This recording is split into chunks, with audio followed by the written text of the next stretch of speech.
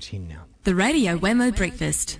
Wine Vault Radio with Jason Bryant from winevaulttv.com. Yeah, indeed, a brand new winevaulttv.com as well. Good day there, Jason. G'day, Wero. Yeah, it is. It's quite nice to kind of finally launch, although it has only been a week in the changeover. It's like putting on new clothes. It is. It's like a bit of Botox injection, kind of make it pretty and... Except in internet terms they call it reskinning. Yes. So it has been you feel reskinned. like you've had a reskin? Yes, I do.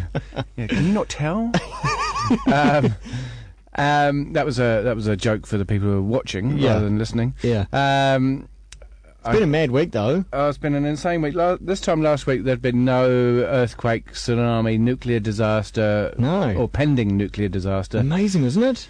Because on Friday night, went out to a show at the Auckland Festival, blissfully unaware. Except I got a text from my mum just as we were walking to the theatre, saying, "Hey, have you seen about the earthquake in Japan?" I was thinking, oh, well, they're having earthquakes there all the time. 20% of earthquakes happen in Japan, so yeah. So turn phone off, right? Yeah. Go and enjoy show. Very funny show. Very funny man. Yeah.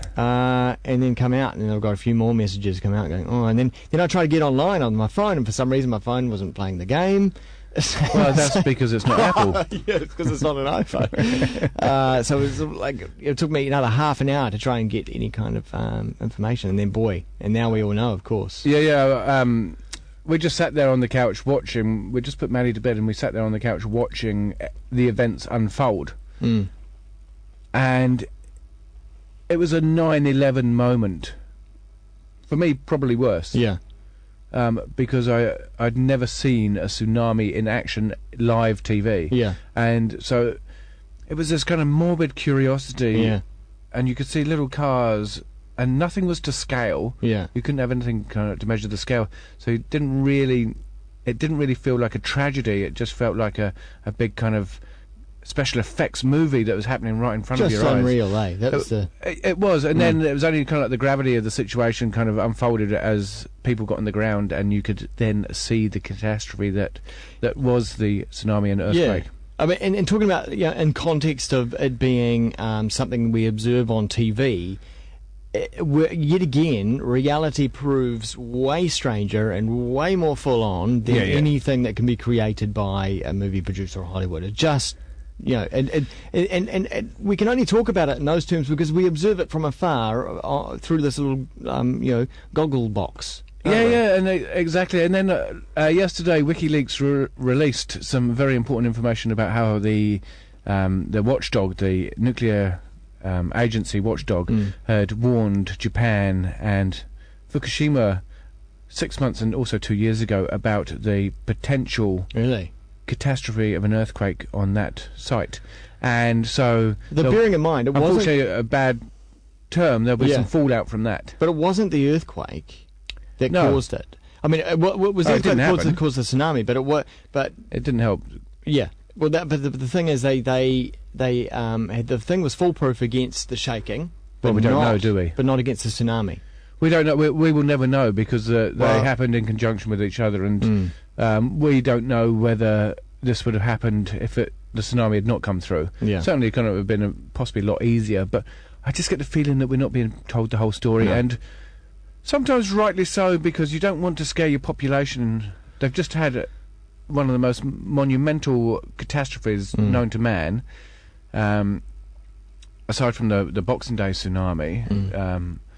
And they've got a population, and I've got to say that one of the things that has really touched me is the culture of the Japanese, how they, even when they're getting kind of checked for radioactivity with the Geiger counter, they actually bow before the person, and they all queue beautifully. I mean, I can't imagine that happening in too many kind of Western cultures. And so it's kind of like ordered panic, isn't it? It is ordered panic, and I would probably refrain from telling my people the whole truth and severity about the situation as well, because you don't want... They've just gone through that terrible loss of life and trauma, and you don't want to add another layer to that. So I'd probably be keeping things fairly under wraps.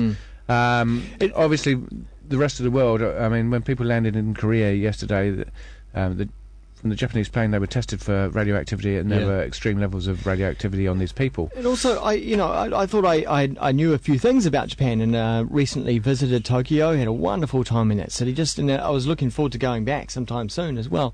But to see the Japanese emperor on TV, I didn't even know, because the emperor is now, you see or hear of the emperor. Like Queen. Well, that's why a little bit. I didn't even know they even had one these days. Because the emperor was like the dude. Yeah. Up until World War II, until the end of World War II, and then I think probably should remain that way. Well, that's right. Yeah. Then the emperor has taken a back seat since those events. But interesting that figurehead is still there, and came on TV, which was quite unprecedented as well, to say, hey, this is pretty serious. Yeah.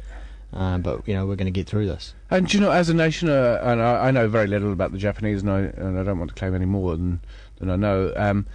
They seem a nation that will get through this. One of the sad and unfortunate things is it's taken the shine off of Canterbury, which was a tragic event in our own country, and everybody's now talking about Japan, and almost Canterbury's taken a back seat. I know kind of on it's scalable, but I do feel for the people of Canterbury. It was something we were covering off early in the week with Phil Golf in the regular chat here on the show, that it seemed like a callous sort of way to put it, but there's disaster competition, isn't there? There is. Survivor. Basically for the world's attention. Yeah, who can have the most extreme catastrophe? We had an extreme one relative to the size of our population. Those are kind of raw terms to put it in, but there is, because we were talking about it that not long after the Canterbury earthquake, John Key came out and said, we're going to talk to our friends, Oprah Winfrey and David Letterman. They're going to get them, And I was like, really? Yeah, they're your friends? You're going to, we're a first world country. I know. And we're looking but we for put support celebrity from first. Weird, Also, it makes people feel a bit better. One of the strange things, yesterday there was a 6.5 magnitude earthquake in Vanuatu, and also one in Quebec in Canada, which I didn't know was seismic. Yep, all the way up around there, and of course Alaska, and but this is on the other coast. On the other side. Yeah, on the Atlantic side. There's a plate boundary over there, no doubt. If there wasn't, there is now. So you brought in something for us to try and... Yeah, Ngatarawa.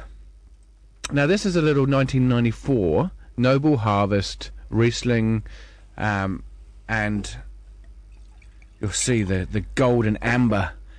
Oh, it is amber. I can't remember the last time I've tasted anything older than, say, 2005. Apart from whiskey. Amber. It's like Cowrie gum colour. For those of you who know what Cowrie gum is and what it looks like, or amber. Where did this come from? This came from home. I can smell it. It's quite floral now. It's got this kind of real honey beeswax character going on, right? And I haven't even put the glass near my nose. It's got the colour of whiskey. Yeah, it has. And when I was doing my winemaking, studying my winemaking, one of the things is that Peter Goff came and gave a lecture about Ngatarawa and barrels and stuff like that, and he was really, really informative. And then we tasted some of their wines, and this happened to be floating around, so we tasted it, and I thought, that is fantastic.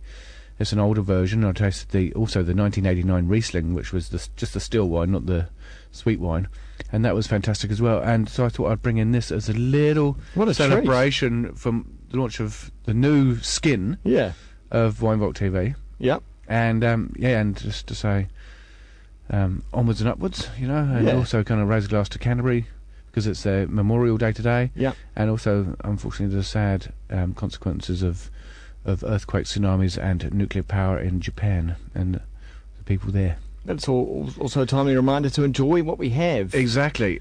And so I had this downstairs, and it's time to pull this one out. So I do like the nose. This is one of the most attractive things about this wine, is the nose. Raisins. You do get that raisin. I get raisin, honeydew, melon mixed with beeswax and cloverleaf honey. A little bit of woody. It's like sort of sandalwood.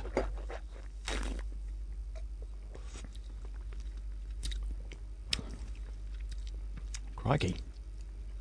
It's lively.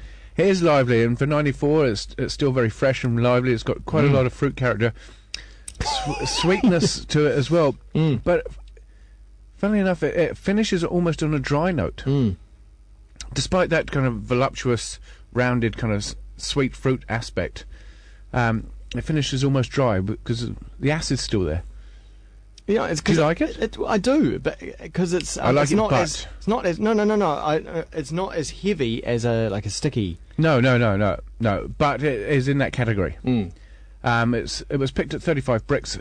I don't know what the residual sugar is, but I should imagine it's quite high. It's beautiful. But the acid is still there to hold it all together.